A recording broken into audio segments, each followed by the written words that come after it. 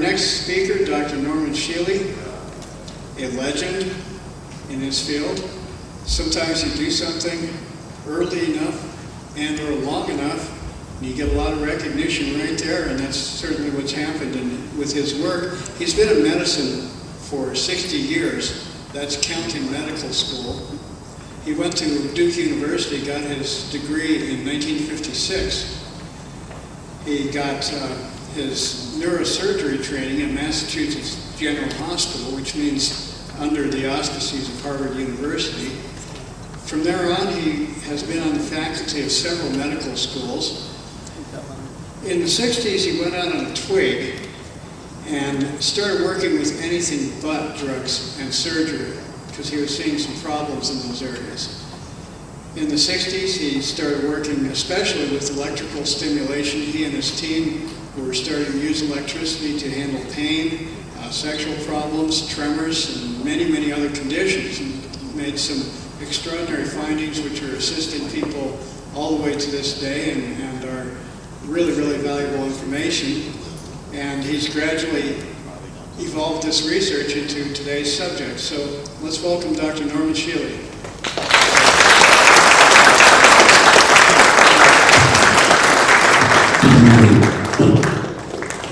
Good morning. Great to be with you. We're going to talk about the work I've been doing largely over the last 15 years. Basically, what I'm going to be talking about results mainly from the work of George Lakhovsky, more than it does from Roy Reich. And Lakhovsky published his first book on this in France in 1925, translated into English in 1935 in this country.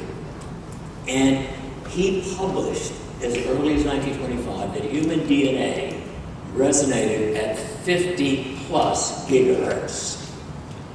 He moved to this country in 1939, and some people, there's a slight rumor that the FBI had it done, but at any rate, he was killed by a limousine or a taxi, both are published, hitting him in New York City after he had been there working at a New York university for 3 years. There he had treated over 300 patients with his multi-wave oscillator with claims of success on a wide variety of diseases. And in his book, he also showed pictures of mainly geraniums being cured of cancer. And most of you may not know that plants get cancer as well as people do. He believed that all living cells are literally batteries, and that a range of frequencies was necessary because the parts responded to different frequencies. And so his multi-wave oscillator, it's a sketch of it, and here's actually a photograph of it. It's about a 3-foot coil of copper tubes, and they're hooked to a Tesla coil, and it sizzles and sparks and all that kind of thing, and the patient's set in between this for 30 minutes a day for a full month. And interestingly, back in the 70s, I bought a modern reproduction of the Lakhovsky multi-wave oscillator just because it seemed like an interesting thing to have.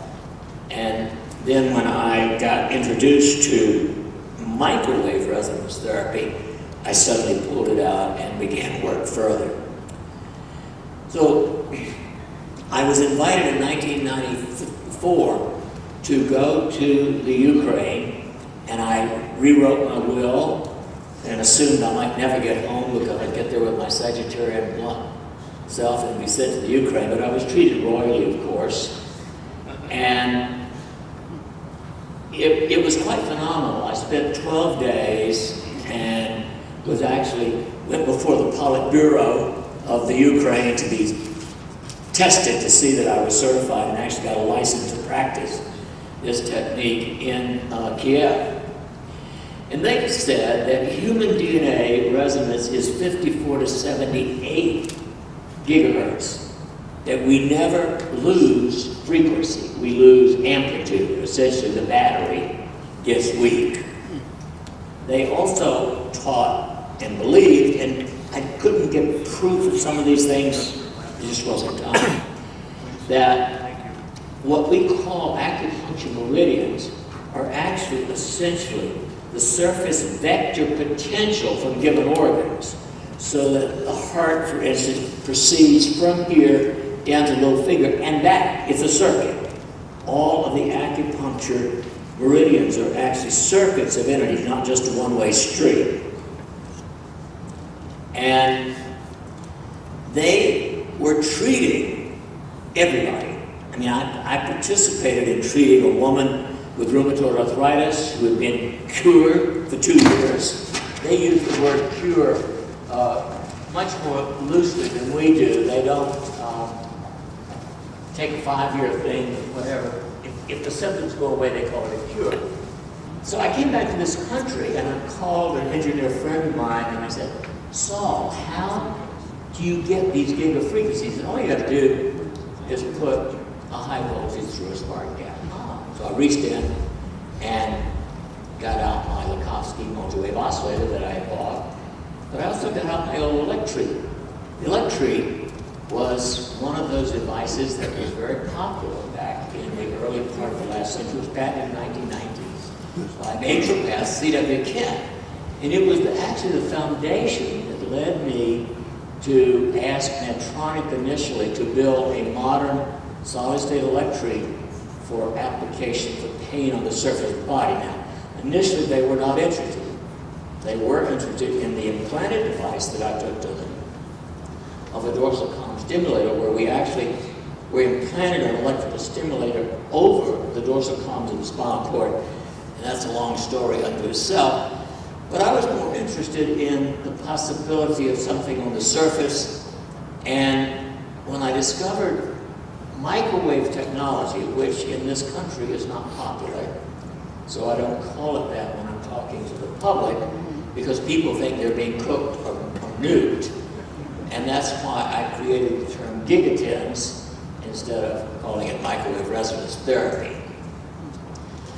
So I noticed when I got the equipment to test all this stuff that actually the old Electreat, patented in 1919, put out exactly the same frequencies, 54 to 78 gigahertz, as the Ukrainian microwave devices and as the Lakhovsky multi-wave oscillator.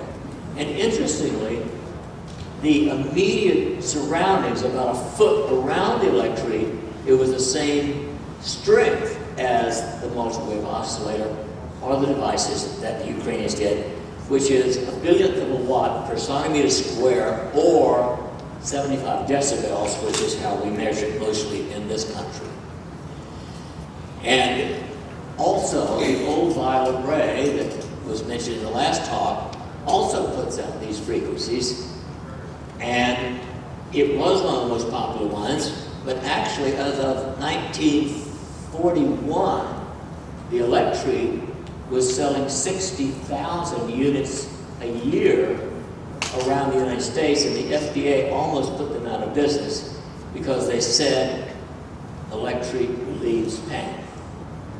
They managed to stay in business until I came along and rescued them. I'm not being facetious. I went down to visit the company. Ken had died long ago, and these 70-some-odd-year-old two people who had inherited the company were waiting for somebody to come along and keep Electreat alive. Now, I didn't want to get financially involved, so Norm Hagford, an engineer, bought the company and went on to keep it in its original form until the early 90s.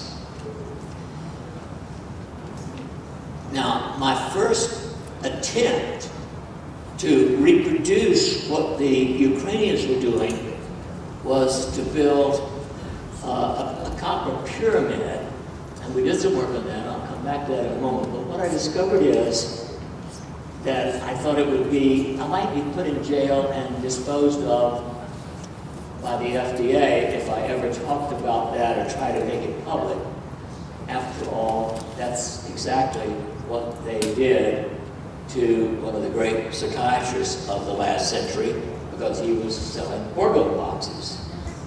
And so I spent 5 years with the help of an engineer, a physicist, and a few other people developing a miniature solid-state Tesla coil, which we call the Shealy PainPro.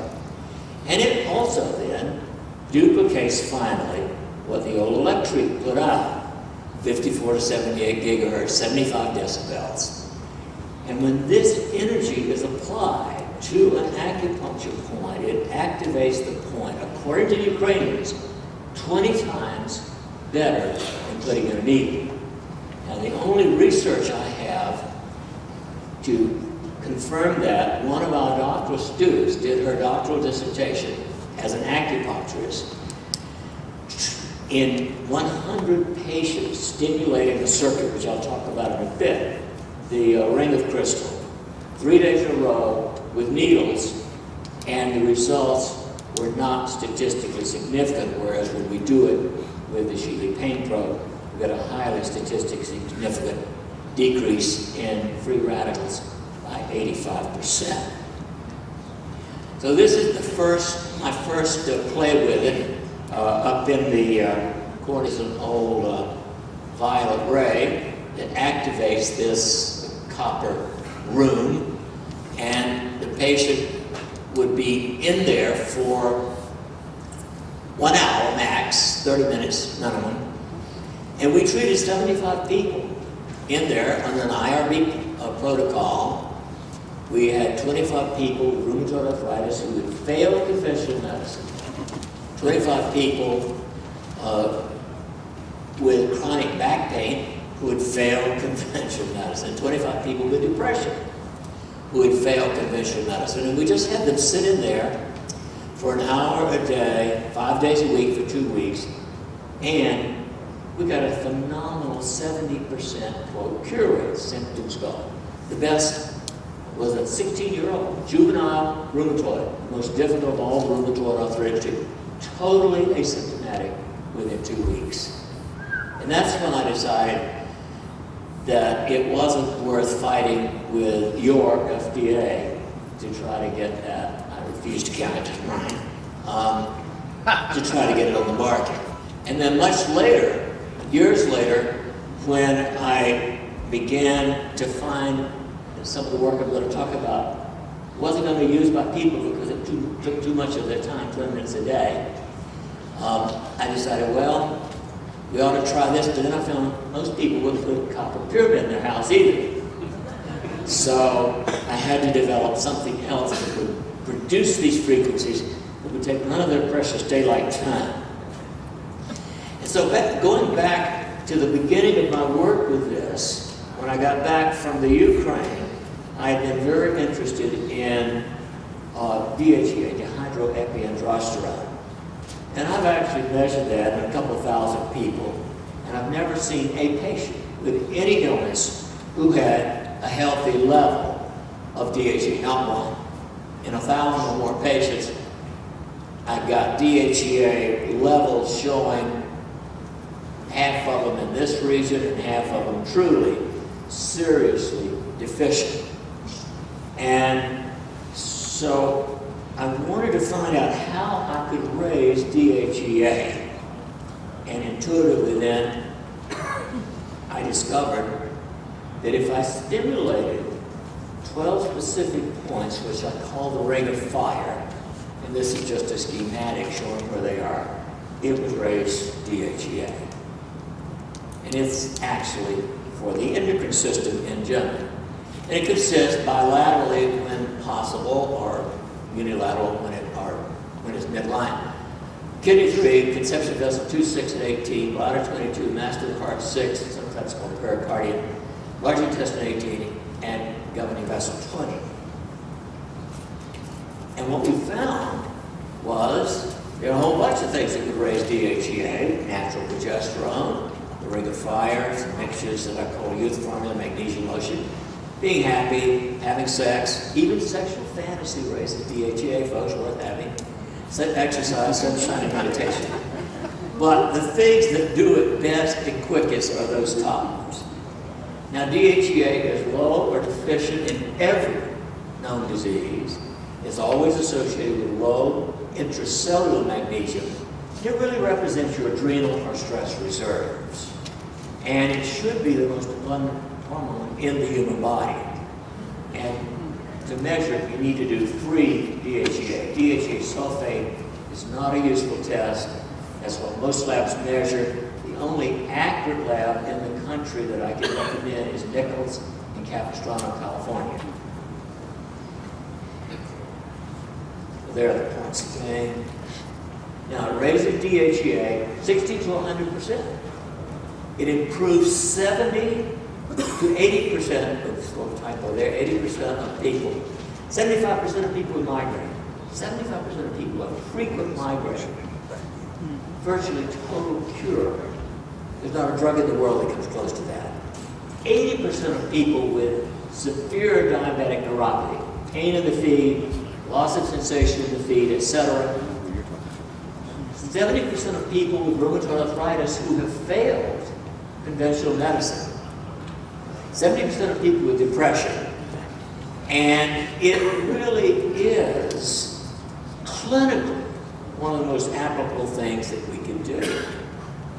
And these are the points. If you start down at the ankle, with the pubic bone just below the belly button, after this is bladder 22, conception vessel 18, large intestine 18, and governing vessel 20.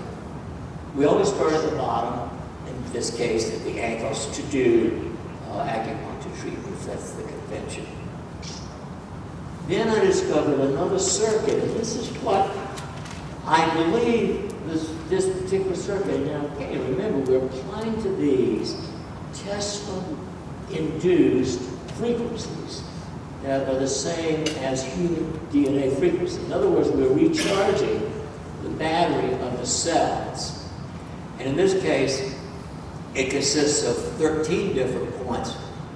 And this particular circuit, as we will discover in a moment, is very powerful mood-wise. It has a powerful, powerful influence because it produces two neurochemicals that are critical. One of them is called neurotensin, which is neuroleptic, and the other is oxytocin, which is known as the bonding, nurturing, or love hormone. It helps you detach. In fact, I've had people say after we've stimulated this circuit, "Yep, doc, it's got street value." Or, "Is this legal?" And yet it's something we can do for ourselves by activating this. And stimulating these 12 points, 13 points in this case, will raise both oxytocin and neurotensin, which is a powerful antidepressant, anti-anxiety, and overall the best feel-good chemical that we produce. And again, these are the points starting down on the tip of the big toe, three on the top of the foot, stomach 36. Now here is the reason I think the ring of air does what it does, because this is the Kundalini rising. And so you go from governing vessel 1, governing vessel 16, gallbladder 20, and of course again, they all meet in the center, the top center of the ears at governing vessel 20. Now, to do this electrically with the Shealy PainPro, it takes 21 minutes, 3 minutes per pair of points. It doesn't work if you do this thing. It doesn't work with any other TENS device that I know. We've tried half a dozen different varieties of standard electrical stimulators. They don't have the right frequency. Most of them are only 100 cycles per second. Some of them are 12,000 or 15,000. It's not high enough frequency to activate the particular acupuncture points. Okay, the ring of earth. The ring of earth came along, and again, this is all using these micro Tesla currents. It actually, strikingly, raises calcitonin. Calcitonin is the most powerful pain reliever that the body produces. 40 to 60 times as powerful as morphine. But its greatest thing for us is keeping the skeleton from falling apart. The most common cause of death in the elderly is a fractured hip because of osteoporosis. Or calcitonin prevents osteoporosis. It's made in the thyroid gland.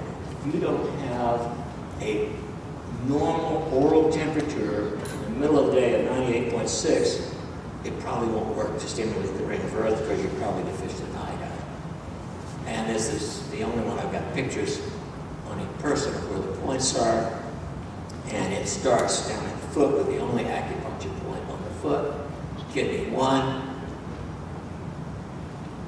bladder 60 outside behind the ankle bone, bladder 54 behind the ankles, large intestine 16, which is out on the outer part behind the shoulder blade, stomach 9, which is on either side of the top of the larynx, and small intestine 17, which is on the back of the sternocleidomastoid muscle, and again meeting at the top of the head.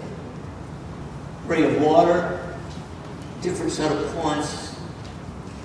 It does one very specific thing. It normalizes aldosterone. Aldosterone is the hormone that balances water and potassium. It can be either elevated or decreased in various diseases from hypertension to congestive heart failure. And when we stimulate the ring of water with the GigaTens, it actually normalizes aldosterone. I had one patient in a research project that I was doing on low back pain. He also had a congenital problem with severe edema of his legs. So I treated his back pain separately, but I just tried the ring of water on his legs were like 2 or 3 times normal size. He wouldn't give me back the GigaTens after he'd had it for a week, because the first thing in 30-some odd years of life that it helped his peripheral edema.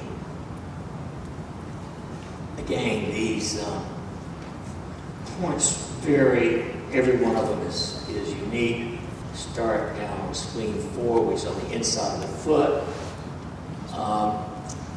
up just below the sternum and immediately behind it.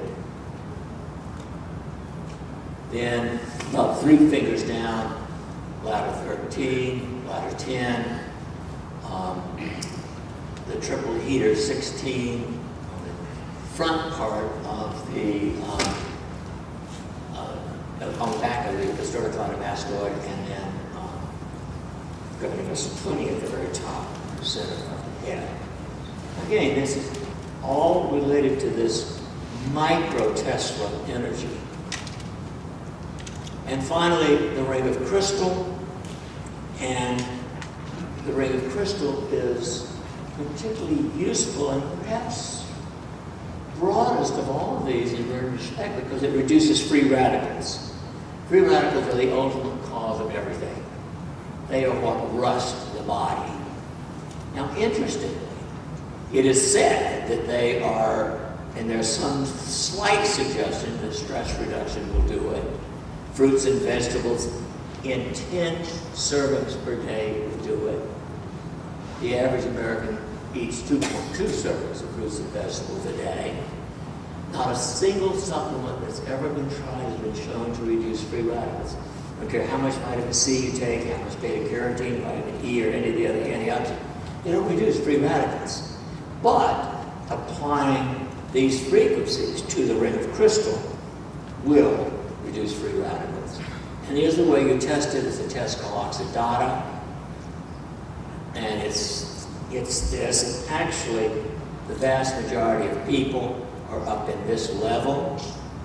I've only seen 1 or 2 people who have anything down in this lower level here, out of thousands that I've tested. And so when we stimulate again this particular circuit, which begins at the same place water does, because water is a crystal also. And so down on spleen 4, a gallbladder 30.5 on the side of the thigh, and these points just above the belly button, directly behind it, up on the bottom of the sternum, and just behind it, the top of the larynx, and just behind it, at the front of where the ear comes into the scalp, and top center of the head. This is the ring of crystal, and again, when we do this, it works. So we have this 54 to 78 gigahertz. The Shealy PainPro is the only stimulator I know that puts it out. Has a micro or miniature Tesla coil. A billionth of a watt per centimeter square, about 6 inches around the device itself. 75 decibels. It's 10 times that of the output of the sun for this frequency. But the safety is 1,000 times below any known risk of these frequencies. Now the problem is that when I began talking about this, I found that most people would not consider, even if it meant curing their rheumatoid arthritis or whatever, they wouldn't consider spending 21 minutes to do it. 6 years ago, I actually spoke in 42 cities about a book I'd written called Life Beyond 100. And I found that nobody was interested in living beyond 100 practically, but they certainly would spend the time. So that's when I came back and thought, okay, we gotta look back at what we might do to bathe the whole body in these frequencies. So I came back to my idea of the copper pyramid. That didn't last long because people wouldn't do it. But this was my original research that I had done, bathing the body in these frequencies in the copper pyramid. And so I decided to look at telomeres. And this is just a little sample of DNA. It's a better picture. Well, the telomeres are the tips of the DNA. So each double helix has 4 telomeres. And these are the determinants of how healthy you are and how long you will live. And there's another type of picture showing them in this bright yellow reflective thing. Every cell, every DNA molecule has 4 of them. Ordinarily, they shrink, an average in healthy people of 1% per year of life. So we're programmed genetically for most people to live an average of 100 years. Obviously, a few people have better genes, live longer.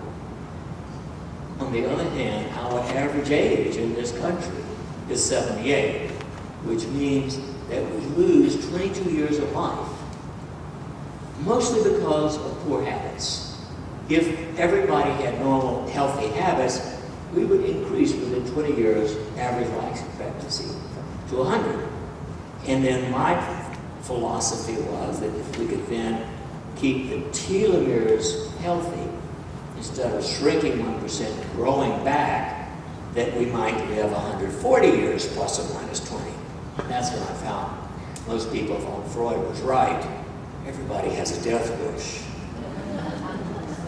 So they shorten an average of 1% every year. Shortening is increase. That is, they shorten faster if you're overweight, if you're a couch potato, if you smoke, if you have a lot of stress, if you're depressed, and if you eat the average American diet.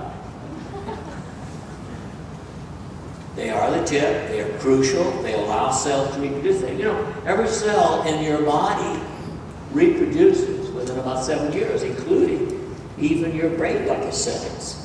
Some, of course, much faster than others. They ordinarily shrink 1%. They are shorter in every known disease. That's why people with known diseases die younger. And when I found that people wouldn't sit in a pyramid at home, I created this mattress topper. It's 2 inches thick, 2 pieces of 1-inch polyfoam, in the center of which is a pure copper screen, on which is scattered 1 pound of crushed sapphire, and a copper wire comes out and is attached to one of the high voltage radio frequency Tesla coil type things, the spark gap generators, all of these things that have been around. As long as it's got that high voltage output, this will produce 54 to 78 billion cycles per second, about 2 feet deep. So if you're lying in it, your whole body is being bathed in this.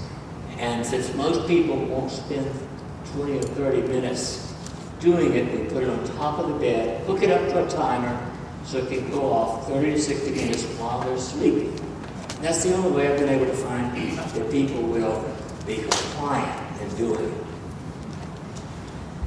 So this gives you the kind of thing we found. A 62-year-old woman we started with in 2007, measuring the telomeres. The only accurate lab that I know of in the North American continent is Repeat Diagnostics in Vancouver. Strongly recommend them, they're very good. And we tested her, and in 2 years, she had an increase of 4.6%. That is 6.6% better than expected. Now, interestingly, she's one of the ones who decided she didn't want to continue, even though it had happened. And so 2 years later, we measured her again, and she has shrunk. And we've got 3 people that we know originally had increases over the first 2 years. All of them weren't interested in spending the time to continue, and they've all shrunken at least 1 or 2% a year after stopping this. So we know that it's not common to have your telomeres grow. 35 individuals have now completed 1 or more years. 25 or 70% have had telomere growth, average 4.1% per year. 30% have had shrinkage, 2% a year. 11 have completed 1 year, 6 of those had telomere growth. 21 completed 2 years, 15 of them had telomere growth. 1 has completed 3 years of telomere growth, and 2 have completed 5 years, both of whom have had growth of the telomeres. And it's interesting as I look at the pattern as it begins to develop. Some people who shrank the first year, the second year caught up and started, it's almost as if they needed a longer period of stimulus to get going. This is another 74-year-old man whose overall, in 4 years, his telomeres grew 4.4% instead of 4% shrinkage. The first 3 individuals all had a 5.6% increase in 2 years, and 6 recent individuals have had a 5.6%. You know, they vary. There's a great deal of variation. We've had a couple of people who've had as great as 30% growth in lymphocytes in 1 year, but it averages out. This is my associate, Robert, and I'm showing this one particularly because I want to show you the graph as we get it back from the diagnostic lab. He started off with rather low lymphocytes, 4.9. That's actually 4,900 mites. His granulocytes were pretty good. 2 years later, he had grown moderately in his lymphocytes, and his granulocytes had not lost over average. At that point, he had only increased 1.1%. That's still 3.1% better than expected.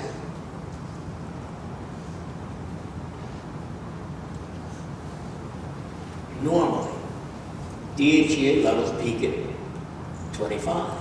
By age 80, it's less than 10% of what it was at 25. I put this out again This is why these things are important that I'm talking about. Using this kind of electromagnetic therapy for various things. Among the best, from my point of view, are keeping your DHEA levels up, keeping free radicals down, and helping your telomeres stop shrinking. So looking at this,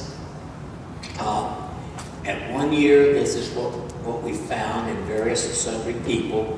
Average, in that first year, 5.5%. Those people are still in the study, they just haven't got additional years. This is those who had 2 years. Again, an average of 5.8% in 2 years, an average growth of 2.9% per year. 3 years, interestingly, an average of 13.9% total, or 4.6% per year. And one of the subjects, Robert, grew 13.8% in 5 years, the other one 4.5%, average 9.4%, or average between those two, 1.88 growth. That is still almost 7% better than expected over that length of time. Now here is Robert's original score. You can see his lymphocytes are way below the mean. His granulocytes are pretty well at the mean.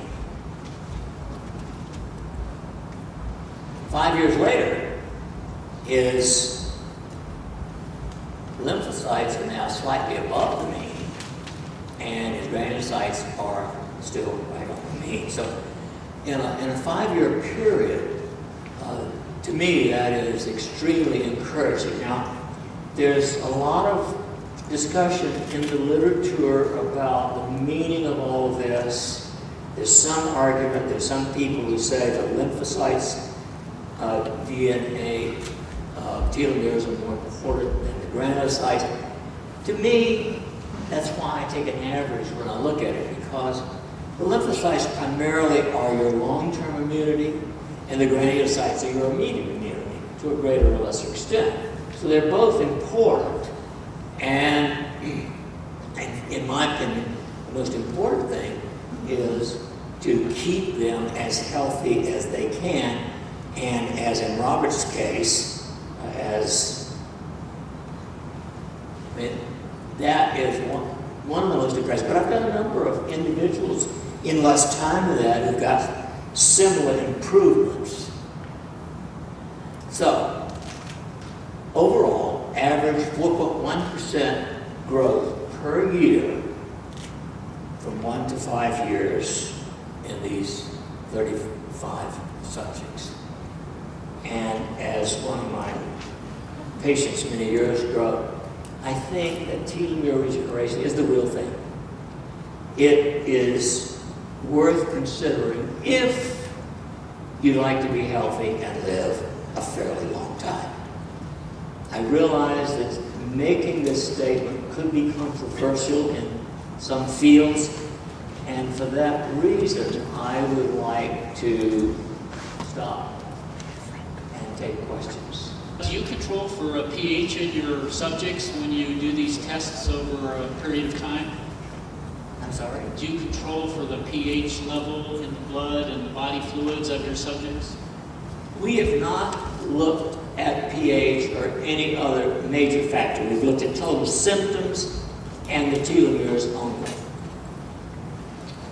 You were saying earlier when you were using the earlier versions of these devices, the changes that you were getting with the aldosterone, DHEA, by doing like the ring of fire and ring of water. You need to speak it with your mouth. When you use this device, do you get the same kind of increase that you would have with those? I don't know. The expense of doing the telomeres is $50 a throw, and because of that, I have not measured the individual biochemical responses that we got with the individual rings. Someday I want to go back and do that, but I'm first just trying to get a pattern so I know what to do. What would be the electron growth of the electron flow of the telomere growth? I don't have the values. Okay. Nobody knows that I know of. Yeah, I had two questions. Number one, what do these gizmos cost? I'm sorry? What do your machines cost? How much does it cost? The RejuvaMatrix, I call it, it's $4,995. Okay. And then also, you mentioned to help people with a thyroid condition, their thyroid has to be normal to begin with. Well, or for some of these treatments, do you have to have like a normal chemical level or certain, like a base level for them to be effective?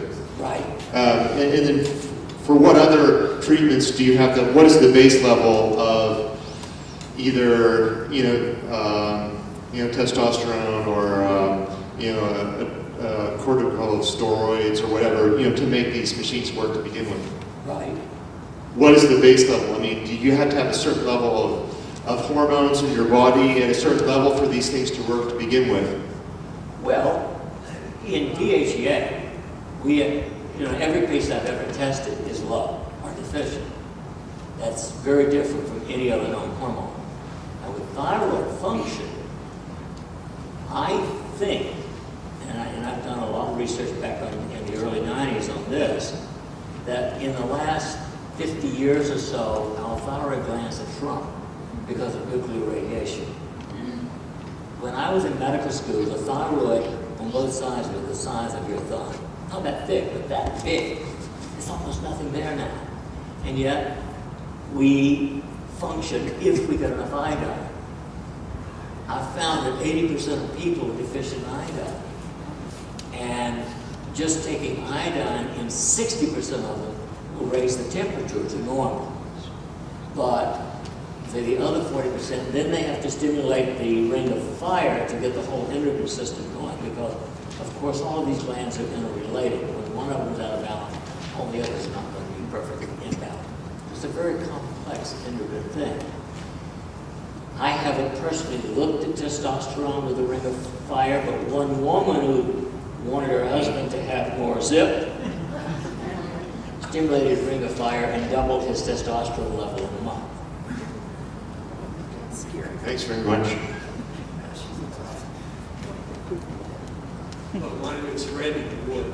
And my question is, since there's natural radiation from the sun in these frequency bands, I'm wondering if this might be an explanation of why people that live at higher altitudes, perhaps they get more of this radiation at the higher altitudes because of the thinner atmosphere.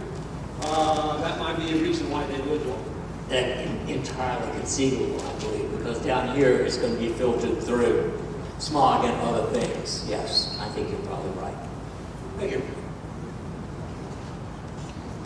Yes, question. If someone's using a mat, such as yours, and they're also using pulsed like PEMF mats or pulse electromagnetic frequency mats above and beyond the 30 minutes, would they cancel each other out, or would they have an enhancing or synergistic effect? I don't know. I do know that you can overstimulate. I've tested this once. I had 10 physicians visiting, and I hooked myself up to all 12 points of the ring of fire for a full hour, and my DHEA dropped 50%. I overstimulate the ring.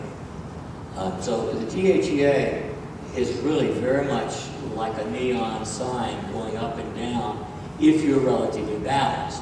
So getting angry for 10 minutes will lower your DHEA 50%. Sitting down and getting blissful for 15 minutes will raise your DHEA 50% if you have a normal level to start with.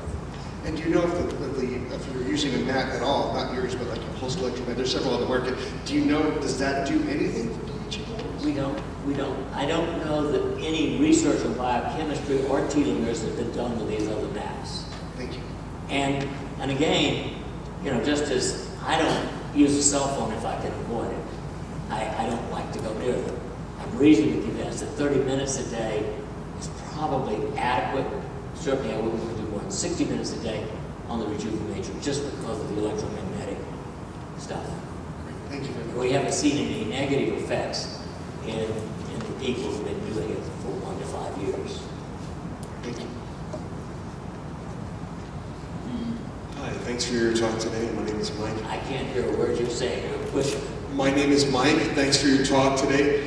For the treatment you're talking about, can people undertake that themselves if they buy a device like you're saying, or do they really need supervision so they don't overdo it and reduce their DHE? Is the protocol accessible and safe for an individual to do it all by himself? The only known contraindication would be an implanted electronic device, like a pacemaker. Right. I wouldn't want to go near that with this device, or somebody on a CPAP machine. I think it could interfere. Other than that, no contraindication to it. Right. One other question. You have your website. Do you have a recent publication that lists your presentation today in detail regarding the acupuncture points and everything? Yes, you can find those on my Website. DHE that you get in your vitamin store, is that generally worth avoiding? Is there any kind of form of DHE that you can take in a physical form that might be beneficial? I wrote extensively on this. I wrote a little booklet on it, in fact, over 10 years or 12 years ago. I don't think that taking DHEA is good. The reason is DHEA and cortisol play like this. When you're stressed, you put out adrenaline, you don't put out this, you put out, cortisol goes up. In a healthy adrenal gland, it puts out DHEA to bring the cortisol back down. So there's this what I call the dance between cortisol and DHEA. If you take DHEA, you've got a steady level. There is some evidence that men who at your age probably has a 50% chance of having microscopic prostate cancer can have it exacerbated by taking DHEA. Right. Women after age 35 have at least a 38% chance of having microscopic breast cancer. Taking DHEA can flare up that suppressed cancer. So I'm a big believer in not taking DHEA orally, but balancing it with one of the natural things. Your body's not, I've only seen 3 people with extremely high DHEA levels, and all of them were the most healthy people I've ever seen. I haven't seen anybody overproduce DHEA under natural circumstances. And finally, Tesla himself, in his latter years in the New Yorker hotel, used to bathe himself daily in electrical energy. He had a little chamber. Is that something of the same order of the Lakhovsky and what you're talking about, obviously? Right. I don't know how much I know he did it. I don't know how long he did it each day. Do you? I never got a chance to ask him. But anyway, okay. Well, yeah, I know he did. Right. Well, you wouldn't know I was 120 already, would you? Well, I would take you for 135. Okay, well, thank you. Thank you for sharing your information, Dr. Shealy. 2 questions. What about the use of pregnenolone, the grandmother of all hormones? Well, pregnenolone has been popularly pushed. I tested it in only 10 people. It did not raise DHEA in those 10, so I haven't gone back and done anything else with pregnenolone. Okay. Progesterone, on the other hand, does increase DHEA. In fact, my first study was 7 men with low levels of DHEA, and I gave them natural progesterone cream, and lo and behold, they became horny, and their DHEA came up, and everybody was happy except one wife. The second question has to do with the cell being the battery. And there's some research out there that I've run across that says that we are pitifully low in potassium. Yeah. And that we may be needing 3 to 4 times recommended daily allowance. Well, there's no question that the average American consumes about 2,000 milligrams of potassium. The recommended daily dose is 4,500. And so we are low in potassium when we get by. We're also even more low in magnesium.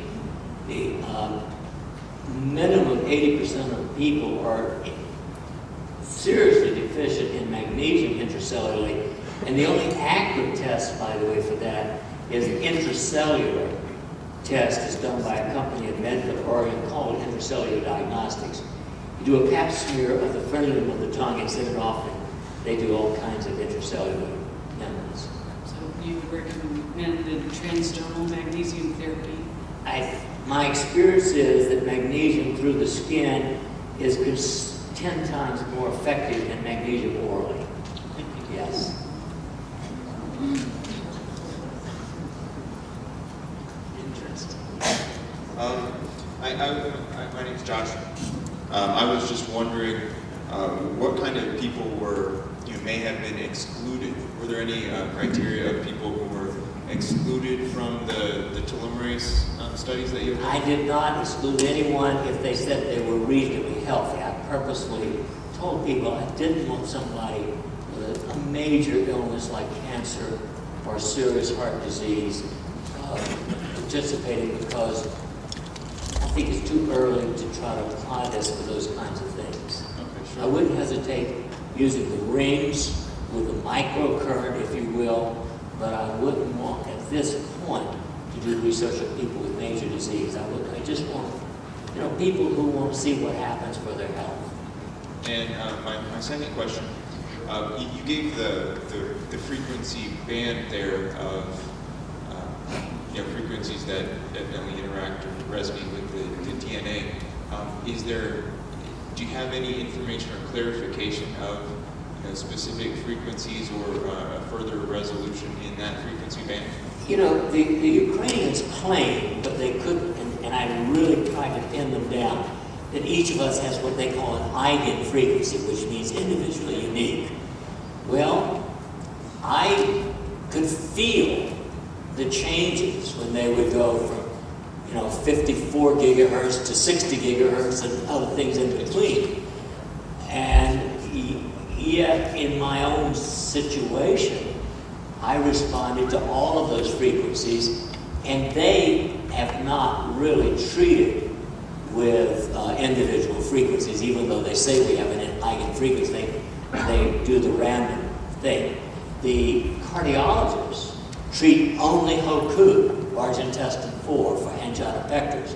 The diabetologists claim that they can treat diabetes only by treating HOKU. But all the other physicians over there that I met were treating specific acupuncture points for specific things. And so that's, I don't know about variation in the frequency. All we know is it's random. It's random? Between 54 and 78, yes. Okay. May there be specificity with regard to certain organs in the same way that there are points? Would the particular points be associated with specific frequencies? They have not proven that, and they never convinced me that they know how to. Okay, thank you. I think we're running out of time, are we, John? We've got time for one more. Okay. Real quick question. Have you ever tested magnesium peroxide as opposed to like transdermal or just oral normal magnesium? The only magnesiums that I have tested are oral, several different varieties, including magnesium chlorate and then magnesium chloride through the skin. Magnesium sulfate, by the way, does not go through the skin as well. I don't know why, because once it's solution, it shouldn't matter. Thank you. But Epsom salts, magnesium sulfate is not nearly as well absorbed as magnesium chloride. Ladies and gentlemen, Norman Shealy.